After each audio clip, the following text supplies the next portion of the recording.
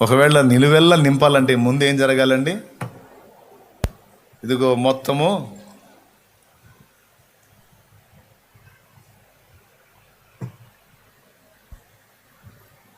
ఖాళీ చేయబడాలి. మొత్తం ఖాళీ అయిపోయింది అనుకో, ఇక ఇలా రావాలా, అయిపోయింది తండ్రి, ఇక మన సొంత తెలివితేటలు లేవు, తెలివితేటలు, జ్ఞానం, ఇతరుల సలహాలు అన్నీ అయిపోయినాయి. ఇప్పుడు ఒట్టి పాత్రగా అయిపోయా తండ్రి, ఖాళీ పాత్రను అయిపోయాను తండ్రి. ఆర్థికంగానే కాదు, జ్ఞాన విషయంలో, జీవితం విషయంలో టోటల్ బ్రతుకంతా ఖాళీ అయిపోయింది దేవా, ఒట్టి పాత్రగా అయిపోయాను తండ్రి, నీకు స్తోత్రం అని నువ్వు దేవుని ముందుకు వస్తే అప్పుడు నింపుతాడు నిన్ను. ఇక మొత్తం ఆలివ్ ఆయిలే,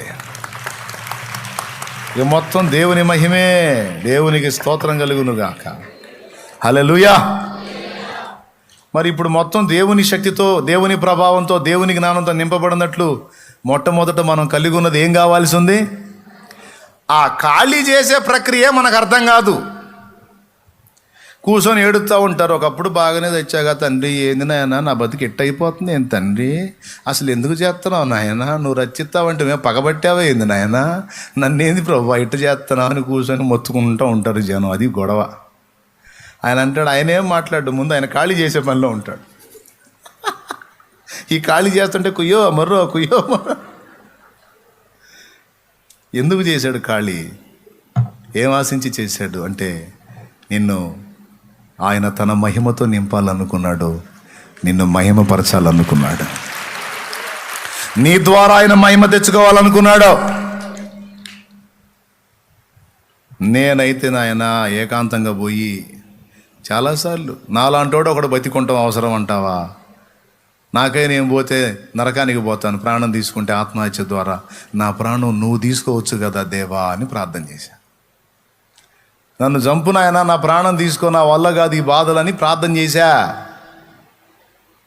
ఈరోజు ఏడుస్తూ మొత్తుకుంటూ గందరగోళం అయ్యేవాళ్ళు చాలామంది ఉన్నారు. బాధలు తట్టుకోలేక, అవమానాలు తట్టుకోలేక, ఇబ్బందులు పడలేక, ప్రాణం పోతేనన్నా బాగుండు దేవుడా అని ఎదురు చూసేవాళ్ళు ఉన్నారు. డోంట్ వరీ తమ్ముడు, నువ్వు దేవుడిని నమ్ముకున్నావు, నిజమైన దేవుడిని నమ్ముకున్నావు సోదరి, భయపడవద్దు, కృంగిపోవద్దు. ఏ అవమానం వస్తుంది, వాళ్ళు అంటున్నారు వీళ్ళు అంటున్నారు నాకు చాలా అవమానంగా ఉంది అని నువ్వు అన్నావు అనుకో, నీలో ఇంకా ఏముంది? అహం ఉంది. ఆ అహం అవమానాన్ని తట్టుకోలేకపోతుంది. అహం విరిగిపోయిందనుకో, అవమానం కూడా నీకు నొప్పి అనిపించదు. అర్థమైందో లేదో, మరి అర్థమైందో లేదో. ఏదైనా మనకి ఎదురయ్యే వాటికి మనం స్పందిస్తున్నాం చూడు, ఆ స్పందనలు మనలో ఏమున్నాయో మనకు బయలుపరుస్తాయి. అవతలి వాడు కించపరిచి మనల్ని మాట్లాడినప్పుడు మనకు కనీసం చీమ కుట్టినట్టు కూడా లేకుండా మనం ప్రశాంతంగా ముందుకు సాగామనుకో, మనలో అహం విరిగిపోయినట్లు. దేవునికి స్తోత్రం కలుగును గాక. చెప్పు, గట్టిగా చెప్పు, చెప్పు, ఇంకోసారి చెప్పు. అహం మనలో సజీవంగా ఉందనుకో, ఎవరు ఇంత మాట అన్నా సరే విలవిలవిలవిలాడిపోతాం. కూడు తినం, నీళ్లు తాగం. ఏమైందంటే ఫలానోడు ఇలా అన్నాడు, ఫలానోడు ఇలా అన్నాడు, ఎవరి నాయన వాడి సౌండ్ చూడు ఎట్ట కొడుతుంది ఇక్కడికి. దేవునికి స్తోత్రం. పిల్లలు బెస్ట్ స్పీకర్లు అండి. ఎక్కడో చాగాం, వాడు నన్ను ఇలా అన్నాడు, వాడు నన్ను ఇలా అన్నాడు, నన్ను అంటాడా, నన్ను అంటాడు అంటే ఏముంది ఇక్కడ? ఏముంది? యా, అది విరిగిపోయినోడు పట్టించుకుంటాడా? దావీదుని తిడుతున్నాడు షిమి, ఛీ పా, దుర్మార్గుడా, దుర్మార్గుడా, తగిన శాస్తి జరిగింది నీకు. సౌలు రాజుకు నువ్వు చేసిన దుర్మార్గానికి నీకు న్యాయం జరిగింది. ఎవరికి దుర్మార్గం చేశారు? సౌలు దావీదుకు దుర్మార్గం చేశాడా, దావీదు సౌలుకు దుర్మార్గం చేశాడా? నిజం మనకు తెలుసు, చెప్పండి. సౌలే దావీదుకి ఇస్తానన్న వాగ్దానాలు ఇవ్వకుండా దుర్మార్గం చేశాడు. కానీ ఈడొచ్చి అంటాడు, దావీదు కష్టాలు రావటం చూసి, ఎవరు? ఈ షిమీగాడు. ఇట్లాంటి షిమీలు ఉంటారు మనకు కూడా. హలో, ఇట్లాంటి షిమీలు ఉంటారు మనకి. మనం బాగున్నప్పుడు మేము గుటకలు మింగుతూ ఉంటారు, మన బాధల్లోకి వచ్చామనుకో అప్పుడు వేస్తారు కాట్లు. మనం ఇబ్బందులు పాలవుతాం చూడు, అప్పుడు వేస్తుంటారు కాట్లు. అర్థమైందా? దావీదు అహంకారి కాదు, అహం విరిగినోడు దావీదు. ఛీ పో అని దావీదు మీద రాళ్ళు రువి దుమ్మెత్తిపోసి శాపాలు పెట్టి తిడతంటే యోవాబు అబీషై ఇద్దరు దావీదు దగ్గరికి పోయి, రాజువైన నిన్ను చచ్చిన కుక్క వంటి వాడైన షిమిగాడు అనేసి మాట్లాడంటే, నువ్వు పడటానికి నీకు మనసు ఉందేవి కానీ మా వల్ల కావట్లా, నువ్వు అనో చేరబోయి వాడి తల తీసి నీ కాళ్ళ దగ్గర పెడతాను. వెంటనే దావీదు ఏమన్నాడు, ఇందాకటి నుంచి అదే చూస్తున్నాను రా, ఎవడు స్పందించట్లేదేందని, ఇప్పుడు స్పందించారు, ఇంకా నన్ను అడుగుతారేంట్రా, పోయి వాడిని చిక్కించుకొని కొట్టేనాడు తల అన్లా. సెరూయా కుమారులారా, నా సోదరి సంతానమా, నాతో మీకెందుకు వానితో మీకెందుకురా, వానిని శపింపనీయుడి, వాడిని అననీయండ్రా, వాడిని అవమానపరచనీయండ్రా. దావీదును శపింపమని యెహోవా వానికి సెలవు ఇవ్వని ఎడలా నన్ను శపించి వాడు బతుకుతాడ్రా, నా దేవుడు బతకనిస్తాడ్రా వాడిని. ఈరోజు వాడు అన్నేసి మాటలంటే నా దేవుడు మౌనంగా ఉన్నాడంటే తప్పు వాడిది కాదు, ఆయనది కాదురా. నేను మంచోడిని కాదు, నేను దుర్మార్గునిరా, నేను పాపిని, నాకు ఇది న్యాయమే. ఎందుకంటే నేను ఆయన గాయపరిచా, ఆయనకి నచ్చని పని చేశాను. నేను ఒక నిరపరాధిని చంపి, ఒక నిరపరాధి హత్యా నేరాన్ని మూటగట్టుకున్న దుర్మార్గుండ్రా నేను. వాక్యం తెలియనోడిని కాదు, ధర్మశాస్త్రం ఎరగనోడిని కాదు, నాకు వాక్యం తెలుసు, ధర్మశాస్త్రం తెలుసు. దీవారాత్రాలు చదివినోడిని చదవండర్రా అని మీలాంటి వాళ్ళకి బోధించినోడిని. కానీ నేను ఇలాంటి కార్యం చేశాను. ఒక నిరపరాధి రక్తాన్ని మూటగట్టుకున్నాను రా నేను. దావీదు హృదయ బాధ అది. నాకు దేవుడు తగిన శాస్త్ర చేశాడు రా, నాకు ఇది న్యాయమే. తిట్టనియండి రా, తిట్టనియండి రా, శపించనియండి రా. దేవుడు సెలవీయకుండా ఎవడ్రా నన్నని బతికేది. ఒక రాత్రి తెల్లవారేసరికి చచ్చాడు కదరా నాబాలు. నేను దావీదుకు సాయం చేయనట్లు దావీదు ఎవడు అన్నందుకు చచ్చిపోయాడు కదరా. ఒక్కరోజు రాత్రి తెల్లవారేసరికి మొత్తాడు కదరా నా దేవుడు నన్ను ఎవడు అన్నందుకు. మరి వీడు ఇన్నేసి మాట్లాడంటే బతికున్నాడంటే కారణం ఆయనే సెలవిచ్చాడు రా దావీదును శపించమని. ఎందుకు? దావీదు మంచోడు కాదు. ఒరే మీ రాజు మంచోడు కాదురా, మీ రాజు మంచోడు కాదు, తిట్టనియంట్రా. అహం విరిగిపోయింది. ఇప్పుడు ఆ అవమానాలు, ఆ దూషణలు కూడా దావీదుని గాయపరచట్లేదు కదా, ఇది న్యాయమే అనిపిస్తున్నాయి. చివర్లో అంటాడు, వాడు తిడతా ఉంటే, వాడు అట్ట శాపాలు పెడతా ఉంటే నా మీద నా దేవుడికి కోపం పోయి మళ్ళా ప్రేమ పుట్టే ఛాన్స్ ఉందిరా, మళ్ళా దయగలిగే ఛాన్స్ ఉందిరా. వాడిని తిట్టనియండ్రా, వాళ్ళని అవమానపరచనియండ్రా. వాళ్ళు అవమానపరుస్తూ ఉంటే ఆయన బిడ్డనైన నన్ను, తన ప్రియమైన బిడ్డనైన నన్ను వాళ్ళు ఇట్లా దూషిస్తా, ద్వేషిస్తా, చండాలంగా మాట్లాడుతూ అవమానపరుస్తూ ఉంటే నా దేవుడికి ఒకవేళ నా మీద కనికరం వస్తే ఏం జరిగిందో తెలుసా? మళ్ళా తీసుకెళ్ళి నన్ను సింహాసనం ఎక్కిస్తాడా. నేను తిరిగి సింహాసనం ఎక్కునట్లు వారిని తిట్టనియండి, తిట్టే వాళ్ళని తిట్టనియండి, ప్రచారం చేసుకునే వాళ్ళని చేసుకొనియండి, దూషించే వాళ్ళని దూషించనియండి. నాకేమి ఇబ్బంది లేదు, నాకేమి అహం నొచ్చుకోవట్లా. నా అహం విరిగిపోయింది. యెహోవా నా శ్రమను లక్ష్య పెట్టునేమో, వాడు పలికిన శాపమునకు బదులుగా యెహోవా నాకు మేలు చేయునేమో. మీరెందుకురా నాకు వచ్చే ధన్యత పోగొడతారు? వాడు ఫ్రీగా తిట్టి పెడతంటే నన్ను. దేవునికి స్తోత్రం. ప్రియులారా, ఎందుకు ఈ మాటలు చెప్తున్నానో తెలుసా? అవతలి వాడు ఒక మాట అన్నప్పుడు మనం గాయపడిపోతున్నామంటే మనలో అహం ఇంకా విరగలేదని అర్థం. అహం విరిగితే మనలో స్పందన ఉండదు. ఓకే దేవా, న్యాయమే, వాడు నన్ను తిట్టాడంటే న్యాయమే, అన్నాడంటే న్యాయమే, యోగ్యుడినే, యోగ్యురాలనే అన్నీ అనుమతించి మనం ఖాళీ అయ్యామో లేదో చూసుకుంటాడు ఆయన. పక్క అన్నిటిని అనుమతించి ఖాళీ అయ్యామో లేదో చూసుకుంటాడు. అయిపోయిందిరా, అన్నీ విరిగిపోయినాయి, వీడికి మొత్తం ఖాళీ అయిపోయాడు అనుకుంటే అప్పుడు నింపుతాడు తన మహిమ, తన కార్యాలు అప్పుడు స్టార్ట్ అవుతాయి. హల్లెలూయా, హల్లెలూయా. ఇప్పుడు చెప్పండి, దేవుడు మన ఎడల గొప్ప కార్యములు జరిగించి ఆయన మహిమ పొందినట్లు, మన దీన స్థితిని తిరిగి నార్మల్ స్థితికి దేవుడు తీసుకొచ్చినప్పుడు చూచిన వారు విశ్వసించినట్లు ఖాళీ చేయాలా లేదా? ఎంతమంది ఒప్పుకుంటారు? మరి ఖాళీ చేస్తుంటే అల్లాడిపోతారే, సణుక్కొని కొనుక్కొని సావో సావో బతుకో అనుకుంటారే, సావన్న రావట్లేదు అనుకుంటారే. వద్దు, ఖాళీ చేయనియండి దేవుడిని. దేవా, నీ దాసురాలనయ్యా, నీ దాసుడినయ్యా, కానీ అయ్యా నీవు నేల మట్టుకు తగ్గించబడుటను జనం చూడాలి.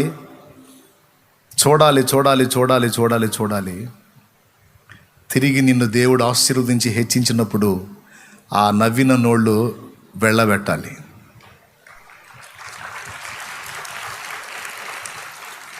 జరగాల లేదా? ఎంతమందికి నిరీక్షణ ఉంది? ఎంతమందిలో ఇంకా విశ్వాసం బతికుంది? ఇప్పుడు నిన్ను నేల మట్టుకు తగ్గించినాడు అక్కడే కూర్చోబెడతాడా, లేవనెత్తుతాడా? పంట కుప్పల మీద నుండి బీదలను పైకెత్తువాడు. ఎక్కడి నుండి? నేల నుండి దీనులను దరిద్రులను పైకెత్తువాడు, అక్కడి నుండి లేవనెత్తువాడు. అక్కడ కూర్చోబెట్టడు, ఖచ్చితంగా లేవనెత్తుతాడు, లేవనెత్తి స్థిరపరుస్తాడు. మనల్ని అలా దీనస్థితికి తీసుకెళ్ళకపోతే ఎందుకు అలా తీసుకొస్తాడో చెబుతాను. లోకపు చెత్తతో నిండి ఉన్నాం. నేను బ్లంట్ భాషలో వాడుతూ ఉంటాను అప్పుడప్పుడు. మిడిమాలం, నడమంత్రం అని ఉంటాయే, అవి బాగా నెత్తినండి ఎక్కువ ఉంటాయి తమ్ముడు, మనకు బాగా ఎక్కువ ఉంటాయి, నా క్షణానికి అంటుంటాయి. అవి మనకి ఈ అనుభవాలు చూపించకుండా అలాగ పైకి ఎత్తేసాడు అనుకో, అమ్మో, మన మిడివేలం దెబ్బకి ఎవడు తట్టుకోలేడు. ఇక మన నడమంత్రం దెబ్బకి అసలు ఎవడు తట్టుకోలేడు. అందుకనే మనల్ని ఆయన ఆశీర్వదించగోరినప్పుడు నేల మట్టుకు దించుతాడు, నేల మట్టుకు తగ్గిస్తాడు. ఇక నడమంత్రాలు, మిడిమేలు, అహాలు, అహంకారాలు, కారాలన్నీ ఏం చేస్తాడు? అది దీన స్థితిని చూపించి అప్పుడు లేవనెత్తుతాడు. ఇక ఆ తర్వాత నీకు ఎంత సంపద అన్నా రాని, నిన్నెంతన్నా వాడుకొని, నిన్నెంతన్నా హెచ్చించని, నువ్వేమంటావు తెలుసా? ఇదంతా ఆయన కృప. మనుషులు వచ్చి నిన్ను పొగిడినా సరే స్వీకరించవు. నువ్వు వారు పిచ్చోళ్ళారా నన్ను పొగుడుతున్నారు, ఏముందిరా నా దగ్గర, నా బతుకు ఇది, ఈ స్థాయికి పోయినోడిని నేను, నన్ను మళ్ళా తీసుకొచ్చేలా నిలబెట్టింది నా తండ్రి. అంతకుముందు దేవుడు నిన్ను విరగొట్టక ముందు నిన్ను జనం పొగుడుతుంటే ఈ మీసాలు ఇట్టు తిప్పుతుంటావు. ఏందనుకున్నాం మరి అంటుంటావు. ఇప్పుడు తెప్పవు. దేవుడు నిషాదించి మళ్ళీ లేవనెత్తాడు చూడు, అప్పుడు తెప్పవు. అప్పుడు జనం వచ్చి నువ్వు ఎంత అంటే నేను కాదు ప్రభు అంటుంటా. దేవునికి స్తోత్రం కలుగును కాక. ఎంతమందికి అర్థమైంది సోదరులు? నిజంగా అర్థమైందా? సేవకులకైనా ఇదే పద్ధతి. అంటే నేను వచ్చిన రూట్లో వస్తున్నారు వాళ్ళు కూడా, సెగ తగులుతుంది వాళ్ళకి కూడా. తగులుతున్నప్పుడు అన్నా అంటున్నారు, అంతే ఉంటుంది.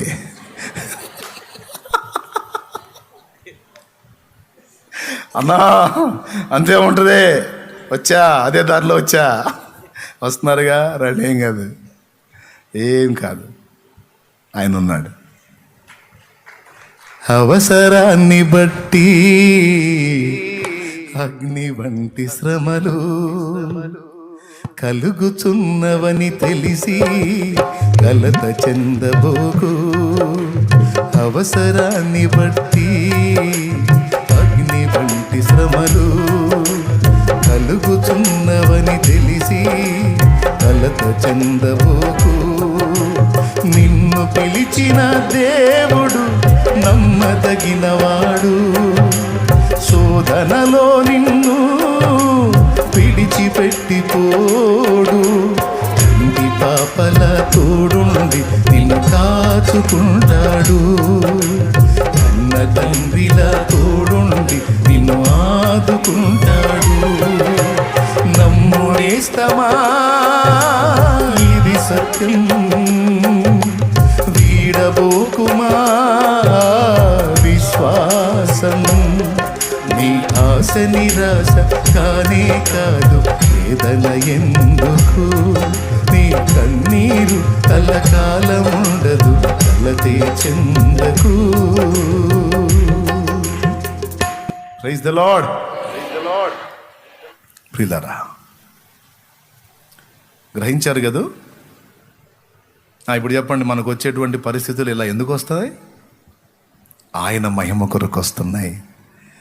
మనల్ని ఖాళీ చేయడానికి వస్తున్నాయి. తన ప్రభావంతో మనల్ని నింపటానికి వస్తున్నాయి. అంతేకాదు, ఒకప్పుడు మన దీన స్థితిని చూసి అయ్యో పాపం అనుకున్నారు. చూసావు, ఎగతాళి చేసిన వాళ్ళు ఎగతాళి చేస్తే కొంతమంది అయినా జాలిపడ్డోళ్ళు ఉన్నారు. చూసి అయ్యో పాపం అనుకున్నోళ్ళు, వాళ్ళందరూ ప్రభు వైపు తిరుగుతారు. కానాలోని మొదటి సూచక క్రియ యేసు చేసి తన మహిమను బయలుపరిచినప్పుడు ఆయన శిష్యులు ఆయన యందు విశ్వాసం ఉంచిరి అని రాసింది. కొంతమంది మహిమను చూడండి మారు మనసు పొందరు. చూపిస్తాడు, నీ జీవితాన్నే 10 మందికి ఒక సాక్ష్యంగా చూపిస్తాడు. తమ్ముడు, చెల్లి, కృంగిపోవద్దు, నిరాశపడొద్దు, దిగజారిపోవద్దు. ఓదార్పు కోసం చెప్పట్లా, ఏదో మీ కన్నీళ్ళట తుడవటానికి చెప్పట్లా. ఉన్న సంగతి చెప్తున్నా, దేవుడు చెయ్యబోతున్న సంగతి చెప్తున్నా. నా హృదయంలో దేవుడుంచిన వాక్కు చెప్తున్నా. నేను ఇక్కడ కూర్చున్న మీరే కదా, లైవ్లో వేలాది మంది ఉంటారు, తర్వాత వేలాది మంది చూస్తారు. ఎవరిని ఉద్దేశించి నా తండ్రి ఈ మాటలు మాట్లాడుతున్నాడో వారు ఖచ్చితంగా ఈ వాక్కును పొందుకుంటారు యేసు నామములో. హల్లెలూయా. మోషే ఖాళీ చేయబడకుండా దేవుని శక్తిని, జ్ఞానాన్ని, బలాన్ని పొందలేడు. ఐగుప్తు రాజు ఆహాన్ని దించి అంత పెద్ద ఇశ్రాయేలు జనాంగం మొత్తాన్ని బయటికి తీసుకొని రావాలంటే మోషే ఎక్కించుకున్న ఐగుప్తు జ్ఞానం చాలదు. అది లోక జ్ఞానం పనికి రాదు. ఐగుప్తు రాజుని శాసించాలంటే లోక జ్ఞానానికి మించిన దైవ జ్ఞానం కావాలి. ఎందుకంటే ఐగుప్తు రాజు దగ్గర మోషేకి విద్య నేర్పిన గురువులు ఉన్నారు. ఒకవేళ మోషే వెళ్ళి తన ప్రతాపాలు అక్కడ చూపించడానికి ట్రై చేస్తే అంతకు మించిన ప్రతాపం కలిగిన గురువులు అక్కడ ఉన్నారు. అసలు మోషేకి చదువు నేర్పింది వాళ్ళేగా. వాళ్ళెట్ట బతకనిస్తారు మోషేని? అందుకని మోషేని పక్కగా తీసుకొచ్చి 40 ఏళ్ళు ఖాళీ చేసి దేవుడు తన శక్తితో, జ్ఞానంతో, మహిమతో నింపి ఐగుప్తుకు పంపిస్తే మోషే చేసిన కార్యాలు ఐగుప్తు మంత్రగాళ్ళు కూడా కొన్ని చేసి ఫస్ట్ టైం అనుకున్నారు, మా దగ్గర నేర్చుకొని పోయి మా మీదే ప్రయోగిస్తున్నావే నువ్వు. మోషే కర్రల్ని పాముల్ని చేయటం, నీళ్ళని రక్తంగా మార్చటం, ఈ ముచ్చట్లన్నీ మాకు కూడా వచ్చు అని వాళ్ళు చేశారు. చివరికి ఐగుప్తు ధూళిని మోషే కొట్టినప్పుడు అది వారి శరీరంలో, వారి తలల మీద పేలైంది చూడు, పేలు. ఆ పని వాళ్ళు కూడా చేయడానికి ట్రై చేస్తే అది వారి వల్ల కాల. అప్పుడు అన్నారు, రాజా రాజా, మోషేది మాంత్రిక విద్య, మాలాంటి విద్య అనుకున్నాం కానీ కాదు కాదు, మోషే పక్షాన దేవుడు ఉన్నాడు, మోషే పక్షాన కార్యము చేయుచున్నది దేవుని వ్రేలు. దేవుని వ్రేలు, దేవుని వ్రేలు అంటే అధికారము దేవునిది. ఇప్పటిదాకా మా దగ్గర నేర్చుకున్న విద్యలు ప్రదర్శిస్తున్నాడు అనుకున్నాం, అందుకే ఎదురు తిరిగాం. కానీ ఇప్పుడు అర్థమవుతుంది, మోషే కలిగి ఉన్నది మాలాంటి మాంత్రిక విద్య కాదు సుమా. సాక్షాత్తు ఇశ్రాయేలీల దేవుడైన యెహోవాయే మోషే పక్షాన ఉన్నాడు. అమ్మో, అది దేవుని వేలు. దానికి ఎదురెళ్ళావంటే అవుట్.